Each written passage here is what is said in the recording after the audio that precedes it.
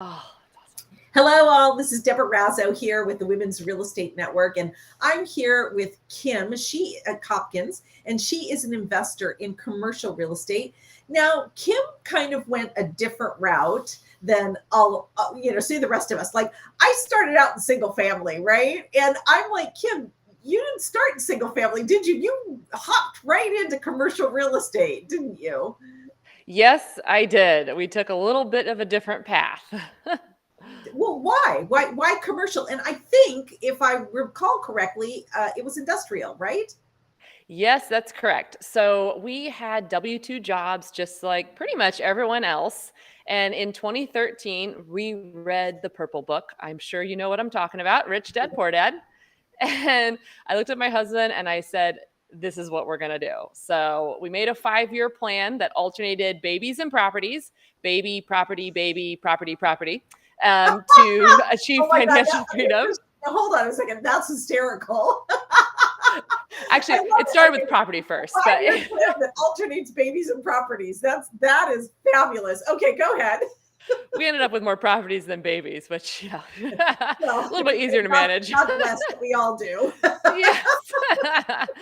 And we thought about what asset class to start in, and we wanted to do something that had multiple tenants. Single family homes are great, but at this point, we were fortunate enough to be dinks. Have you ever heard that phrase? No.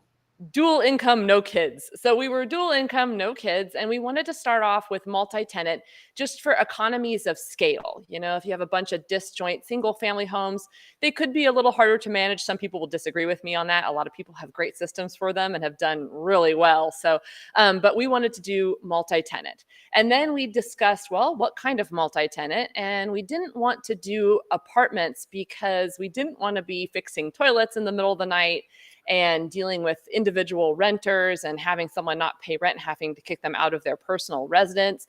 So we knew we wanted businesses, and that took us into whether we want office or retail or industrial. And for office, it requires a lot of tenant improvements. In other words, every time you get a new tenant in the space, they want a drop ceiling and new floors and different walls and all that stuff. And so that was out.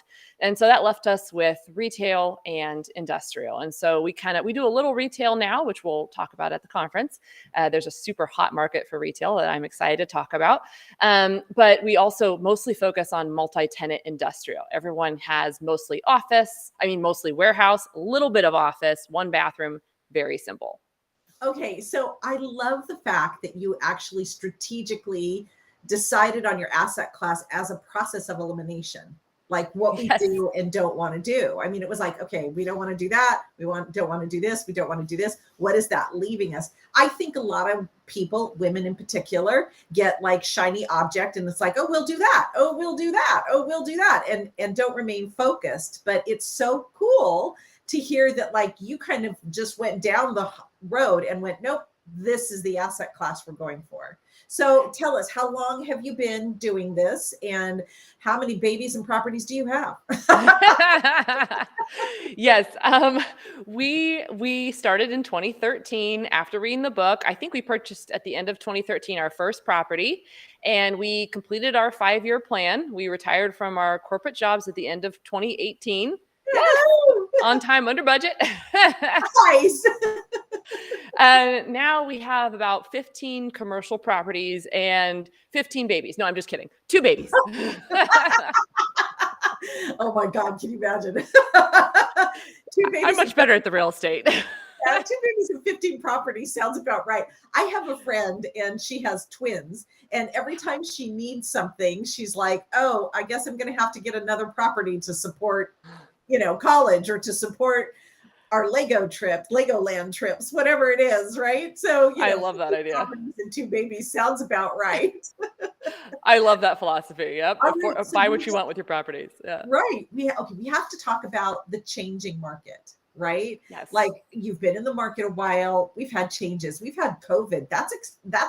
That's really changed some things, especially for retail. Nobody was going out, right? So retail, especially those little strip malls, right? I mean, so what's your most recent purchase, and what was the strategy? So our most recent purchase actually was retail, and it was a very specific kind, which I'm going to talk about at the conference, but I call it a neighborhood retail strip center. I didn't make that name up, but it's called a neighborhood retail strip center, hyper local. You actually want one that's not anchored by any type of big box or anything like that, because as you've seen lately, a lot of those big boxes do really well until they're completely out of business. And if you think it's hard collecting rent from a mom and pop, try collecting rent from a Kmart. So, Okay. they're not going to be intimidated at all by you, making any type of demands for rental payments. So we were able to find a property off market, which I'm really excited to talk about because that's a really important skill set to have in these types of changing times. And we were able to do it with seller financing and 0% interest. No way. Oh my gosh. Okay, see, I would never think that you could do a large asset like that with seller financing and 0% interest. I can't wait to hear all about that case study. Okay, ladies, if you're interested in hearing about that, you got to come to SOAR. It's March 20th and 21st in Phoenix, Arizona. Go to rensoars.com to find tickets. We're actually filling up really fast. You know why? Because on day one, people like Kim, people that are also asset managers of different classes, apartments, hotels, ground up luxury construction are all going to be talking. And then on day two, we get on a bus and we go and we tour and we look at things and we get to see things and hear the story through these asset managers' eyes, right? So come and you'll get to hear this story about how she acquired this property. That is fantastic. That's incredible. Thank you. Thank you so much. I can't wait to hear that. Okay, now I asked you early on, I said, if you had a piece of advice to give somebody who's new in this industry, and then maybe somebody who's more advanced in this industry, what would those be? Okay, so I'm going to expand on this at the conference as well. But for the beginner, I'm going to give the cliche that everyone says, and I'm going to explain how there's more to it. So my advice for the beginner is to know your numbers, but I don't just mean broad, big picture, know your numbers. I have a very specific recipe I want you to go do of finding a property, any property, and getting your number ducks in a row. So I have a math background. I actually have a PhD in math, so I'm a numbers girl. And that's actually one of the reasons I picked industrial, because I can't design an Airbnb to save my life. Trust me, I've tried.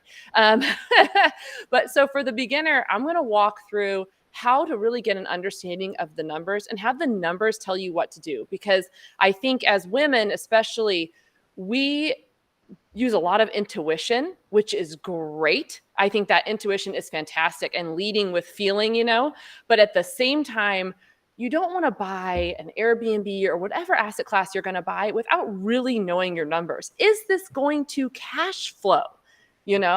And so that's going to be what I'm going to go into for the more intro investor. I love that. I love that you have a PhD in math. Oh my gosh, you're a numbers girl. I'm a numbers girl. You're after my own heart. I love it. Give me a spreadsheet any day. I love spreadsheets. Just a quiet evening with a spreadsheet. Just kidding. I'm a morning person, but the spreadsheet part is true. All right. And what about for our more experienced investors?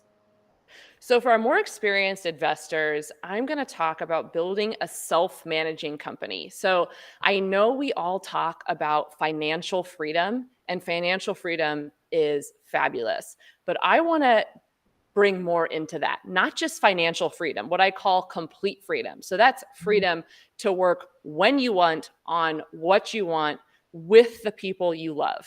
And so what I'm going to talk about for that higher level is how do we get to that time freedom? And that is through building a self-managing company. Wow. I can't wait to hear that either. Okay, ladies, I don't know if you're as interested as I am, but come to SOAR and listen to Kim and all the other amazing speakers that we have there. Once again, go to rensoars.com. Kim, I can't wait to see you at the conference. It's going to be wonderful. Thank you so much, Deborah, for joining me today. Can't wait to be there. Talk to you later. Click the link below.